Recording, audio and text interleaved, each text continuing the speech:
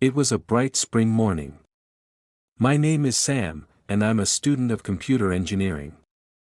Today, I want to share a special story, one that changed my life forever.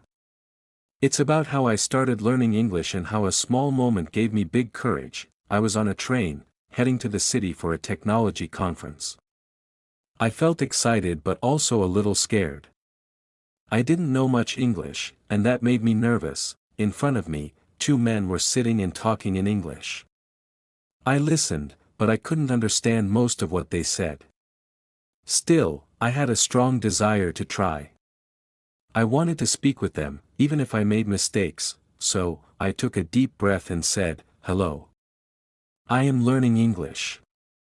Can I talk with you?" To my surprise, they smiled warmly. They were very kind. They introduced themselves as John and Peter. "Of course," they said, "you can talk with us. It's a great way to practice." I felt so happy. I began speaking slowly, using simple words and short sentences. John and Peter helped me. They corrected me gently and told me not to be afraid of mistakes. "Practice makes perfect," they said. That small act of kindness gave me the push I needed. I suddenly believed in myself.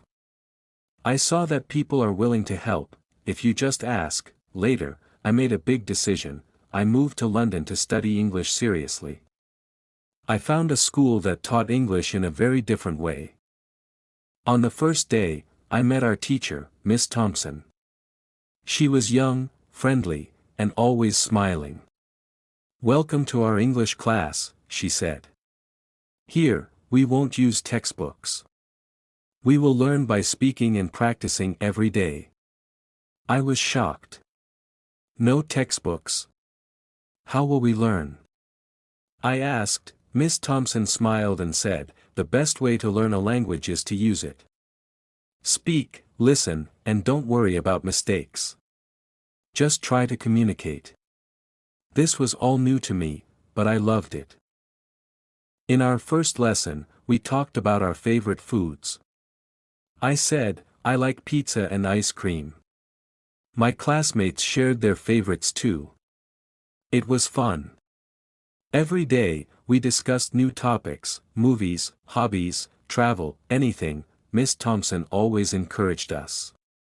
She would say, "Don't worry about perfect grammar. Just speak. The more you speak, the better you will become." Slowly, I started feeling confident. I wasn't afraid anymore. I even began to enjoy learning English.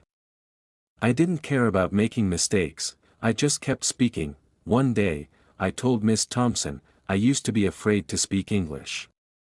Now, I'm not afraid anymore." "Thank you." She smiled and said kindly, "You're doing great, Sam. Keep practicing, and you'll improve even more." That journey made me believe in myself. And it all started with one brave moment, and two kind strangers on a train. One day in class, my friend Carlos raised his hand and asked, "Miss Thompson, what's the best way to learn new words?" Miss Thompson smiled gently and replied, "The best way to learn new words is by reading." She added, "Read something that you enjoy. It could be a book, a magazine, or even a comic. The important thing is that it interests you." Carlos looked a little confused. "But how much should we read?" he asked. Miss Thompson said, "Try to read at least 30 minutes every day. If you read every day, you'll learn many new words without even realizing it." I thought that was a great idea. I've always loved mystery novels, so I picked one to start. It was about a detective solving a crime. The story was so exciting, I didn't want to stop reading. Whenever I came across a new word, I wrote it down in a notebook. Then, I looked up the meaning in a dictionary. After that, I tried to use the word in a sentence. For example, I learned the word clue. I made a sentence: "The detective found a clue at the crime scene." This method worked really well for me. I started remembering many new words, and reading became a fun way to learn. Miss Thompson also gave us another tip. She said, don't just read silently. Sometimes read out loud. It helps with your pronunciation and makes the words easier to remember. I followed her advice. Every day, I read part of my mystery novel out loud for a few minutes. It helped a lot. I started feeling more confident with my pronunciation, and I remembered the new words more easily. One day, I told Miss Thompson, I read a lot now, and I'm learning so many new words. Thank you for the advice. She smiled warmly and said, you're doing great, Sam. Keep reading and practicing. Your vocabulary will grow every day. Reading has now become a big part of my life. It's a fun and easy way to learn. If you want to improve your English vocabulary, try reading something you enjoy. You'll see a big difference. In our class, many students were also worried about their pronunciation. One day, my friend Miho from Korea asked, Miss Thompson, I have trouble with pronunciation. How can I get better? Miss Thompson smiled again and said, there's a great technique called shadowing. It's very simple and very effective. We all looked curious. She explained, shadowing means you listen to someone speak in English, and then repeat exactly what they say. Try to match their pronunciation, speed, and tone. Miho asked, how do we do that? Miss Thompson said, first, find a video or audio clip in English. It could be a movie scene, a news clip, or a YouTube video. Listen to a short part, then pause and repeat what you heard. Try to sound just like the speaker. I decided to give it a try at home. I found a YouTube video of my favorite actor. I listened to a few sentences, paused the video, and repeated the lines. At first, it was hard. My pronunciation didn't sound like his at all.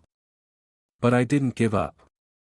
Every day, I practiced for a few minutes. Soon, I noticed something amazing. My pronunciation was getting better. I could hear the difference in my voice. I felt proud of my progress. Later in class, Miss Thompson asked us to share our experiences. I said, I practiced shadowing with a YouTube video. It was difficult at first, but now my pronunciation is much better. Thank you, Miss Thompson. She smiled and said, great job, Sam. Shadowing is a powerful technique. Keep practicing, and you will see even more improvement. It really helped me. It was a simple and effective way to practice pronunciation. If you want to speak English more clearly, I truly recommend shadowing. Just find a video or audio clip you enjoy, listen carefully, and repeat what you hear. It really works. After a few months in London, I wanted to practice my English even more. So, I decided to look for a part-time job. I went to the employment office and asked for help. The lady at the desk was very kind. She smiled and asked, what kind of job are you looking for? I replied, I want a job where I can talk to people and practice my English. She thought for a moment and said, how about working in a bookstore? You can help customers and talk to them in English. I really liked the idea. I love books, and I wanted to meet new people. So, I went to the bookstore and applied for the job. A few days later, I got a call. The manager said, you got the job. Can you start this weekend? I was so happy. On my first day, I felt a bit nervous, but the people at the bookstore were very friendly. They welcomed me warmly and showed me what to do. My job was to help customers find books and answer their questions. In the beginning, it was difficult. I made mistakes, and sometimes I didn't understand what the customers were saying. But I didn't give up. I tried my best. I used simple words and short sentences. I listened carefully and asked questions when I didn't understand something. Slowly, I started to feel more confident. Every day, I talked to many customers. I met people from different countries, and they all had interesting stories to share.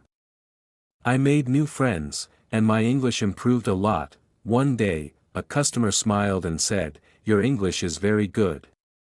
How long have you been learning?" I smiled back and said, "Thank you. I've been learning for about a year now.